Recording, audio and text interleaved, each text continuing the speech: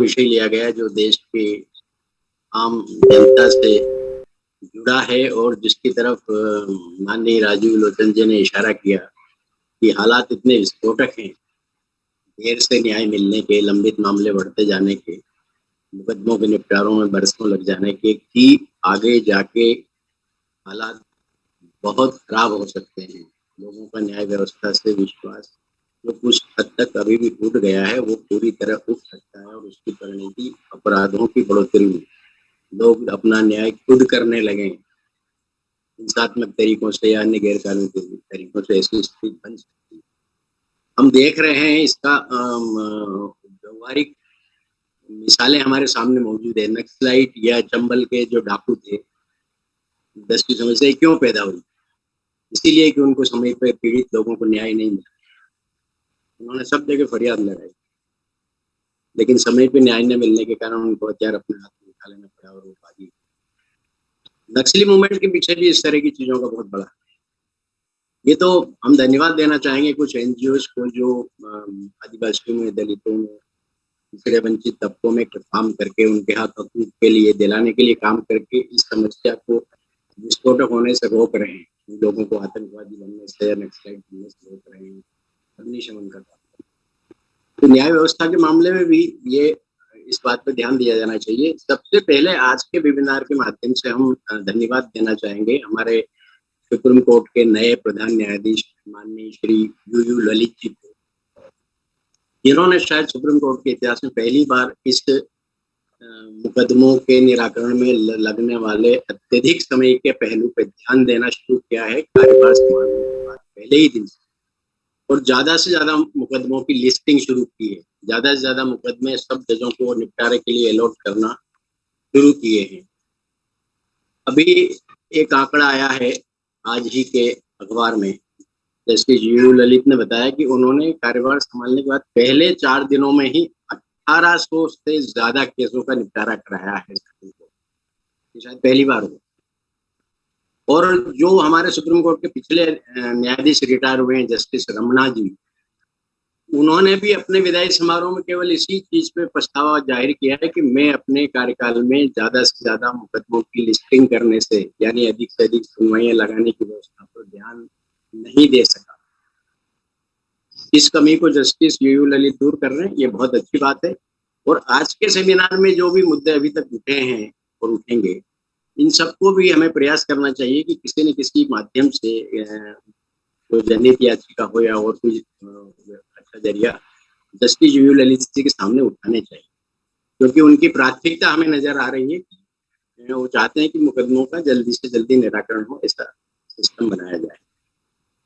सबसे बड़ा सवाल ये है कि जब पिछले 1-1.5 दशक से 10-15 सालों से पूरी दुनिया में तेजी से तमाम कार्य प्रणालियों का डिजिटलीकरण हो रहा है, वर्चुअल कार्य प्रणाली अपनाई जा रही है। आपने देखा होगा बड़ी बड़ी प्राइवेट कंपनियों पे वर्क फ्रॉम होम ही कर दिया है, ऑफिस स्पेस ही घटा दिया है, घर बैठ के काम करिए वर्चुअल पे। ये प्राइवेट और गवर्नमेंट के सेक्टर में भी बहुत देशों में इस दिशा में बहुत तेजी से काम हो रहा है। ऐसी स्थिति में हमारी न्यायपालिका और हमारी सरकार मुकदमों का वर्चुअल तरीके से निपटारा करने की प्रणाली क्यों नहीं अपना रही है, जबकि आभासी तरीके से यानी वर्चुअल सिस्टम से मुकदमों को सुनकर उनको निराकरण करने में सरकार का, जनता का, न्यायपालिका का, सभी का फायदा ही फायदा है हर लिहाज से। इसके बावजूद इस सिस्टम को अपनाने से क्यों कतराया जाए? दूसरा उदाहरण देखिए, अभी माननीय गांधी जी ने कहा था, शैलेश गांधी जी ने, केंद्रीय सूचना आयोग 2010 से सेकंड अप्रैल की वर्चुअल सुनवाई कर रहा है। कई राज्य सूचना आयोग भी ऐसा कर रहे हैं। हमने खुद मध्य प्रदेश के सूचना आयुक्त रहते हुए 2014 से 2019 तक आयोग की वर्चुअल कोर्ट लगाई है, और भी बहुत सारे अर्धन्यायिक प्राधिकरण इस तरीकों को अपना रहे हैं। इस परिदृश्य, हमारे देश में ये परिदृश्य कि न्यायपालिका को छोड़ के बाकी बहुत से प्राधिकरण वर्चुअल तरीकों को अपना रहे हैं, लेकिन हमारी न्यायपालिका इस प्रणाली को अपनाने से कतरा रही है, जबकि ये वर्चुअल सिस्टम सबके लिए आसान, सस्ता और समय बचाने वाला है।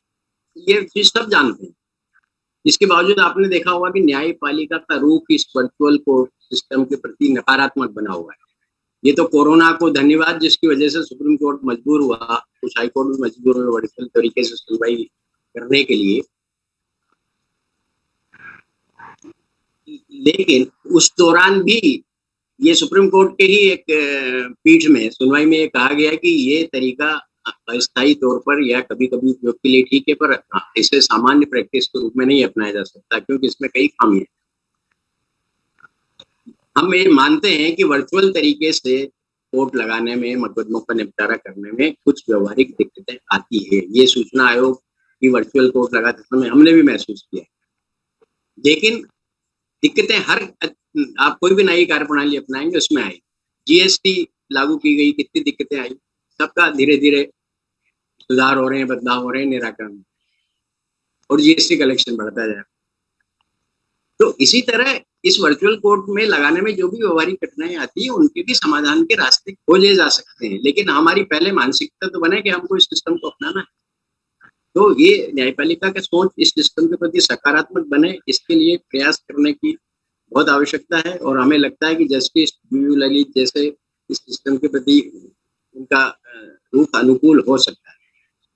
सुप्रीम कोर्ट और हाई कोर्ट खुद खूंखार अपराधियों के मामले की सुनवाई के मामले में कि उनको जेल से कोर्ट तक लाने में खतरा है, भाग जाने का या हमला हो सकता है उनकी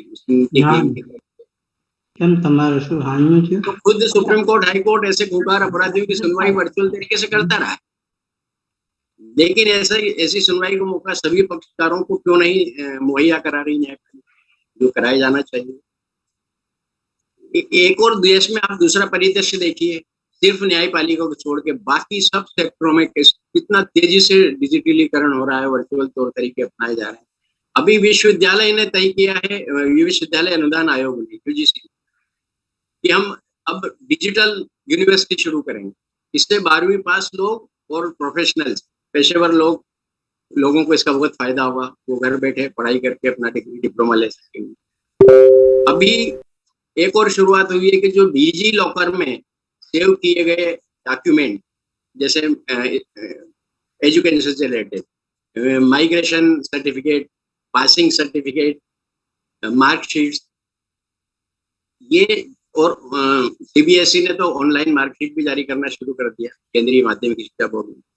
तो ये सारे कागज, शिक्षा से संबंधित सर्टिफिकेट जो डिजिटल लॉकर में सेव किए हुए हैं, उनको कानूनी तरीके से मान्य किया जा रहा है। ये सीबीएसई ने यूजीसी को भी और सभी उच्च शिक्षण संस्थानों को इस बारे में लिखा है कि इन कागजों को, इनकी डिजिटल कॉपी स्वीकार की जाए। हमारे यहाँ लेकिन न्यायपालिका में अभी भी डिजिटल कॉपी या सूचना के अधिकार के तहत प्राप्त जानकारी की प्रमाणिकता पर प्रश्न चिन्ह लगा है। ये दोहरा रवैया है जो खत्म होना चाहिए। दूसरा, इतनी अधिक पेंडेंसी है हमारे यहाँ न्यायपालिका में, निचले स्तर से लेकर सुप्रीम कोर्ट तक, और इस पेंडेंसी पे की बढ़ती संख्या पे और मुकदमों को निपटारे में लगने वाले लंबे समय पर हर भारत का प्रधान न्यायाधीश, सुप्रीम कोर्ट के चीफ जस्टिस, हाई कोर्ट के जस्टिस, सब चिंता जताते हैं अलग अलग मंचों पे समय समय पर। लेकिन इसके कारण अलग अलग बताते हैं। कहीं जजों की संख्या की कमी, कहीं अदालतों की संख्या की कमी, अदालतों में संसाधनों की कमी, और सरकार अनावश्यक मुकदमे सबसे ज्यादा करती है, इससे पेंडेंसी बढ़ती है, इस तरह की बातें कही जाती हैं। लेकिन कभी भी इस पेंडेंसी के पीछे इस कारण को कभी चिन्हित नहीं किया जाता न्यायपालिका में किसी स्तर पर कि हम वर्चुअल कोर्ट सिस्टम को अडॉप्ट नहीं कर रहे हैं, ये भी एक पेंडेंसी बढ़ने है। अभी पूर्व वक्ता ने बताया कि अगर इस सिस्टम को अपनाया जाए, वर्चुअल कोर्ट सिस्टम को, आभासी सुनवाई की जाए, तो कितना इसमें समय की बचत होती है। बाकी सब और पर्यावरण की, कागज की, समय की, श्रम की क्या क्या बचत होती है वो मैं ज्यादा नहीं बताऊंगा, क्योंकि पूर्व वक्ताओं ने सब बता दिया है। तो ये बहुत महत्वपूर्ण मुद्दा है, इस पे जिसको सब सामने लाया जाना चाहिए अलग अलग माध्यमों को। हमें तो बल्कि एक सुझाव ये और देना चाहेंगे कि हमारे इलाके के जो सांसद हैं, उनको भी हमें प्रेरित करना चाहिए कि वो संसद में इस मुद्दे को, कि देश में जब सरकार के स्तर पर, केंद्र राज्य सरकार के स्तर पर, अलग अलग न्यायाधिकरण, अर्ध न्यायिक प्राधिकरणों के स्तर पर, आयोगों के स्तर पर वर्चुअल कार्य प्रणाली को अपनाया जा रहा है, तो इवन इनकम टैक्स ने भी ये शुरू कर दिया है इसको अपनाना उनके अपीलीट ट्रिब्यूनल में। तो हमारी न्यायपालिका क्यों इससे अछूती है, उसमें क्यों नहीं ये सिस्टम एडॉप्ट किया जाना चाहिए। धन्यवाद, इतना ही कहना। धन्यवाद आत्मदीप जी, आपने बहुत अच्छी तरह बताया कि पूरी दुनिया अभी पेपरलेस हो रही है, तो अपनी न्यायपालिका क्यों इसको अपनाना नहीं चाहते। और ये भी आपने ठीक बताया कि हर एक मुख्य न्यायाधीश ये चिंता प्रकट करता है कि पेंडेंसी बढ़ रही है, उसकी वजह अलग अलग सब बताते हैं, लेकिन ये नहीं बताते कि because we are not following virtual course ये पेंडेंसी बढ़ती जा रही है। Very pity state of affairs है। तो मैं आप सबको ये प्रपोज करूंगा, राहुल सिंह जी, शैलेश जी, प्रवीण भाई, कि आपस में 10 मिनट कुछ डिस्कशन हो जाए कि इसका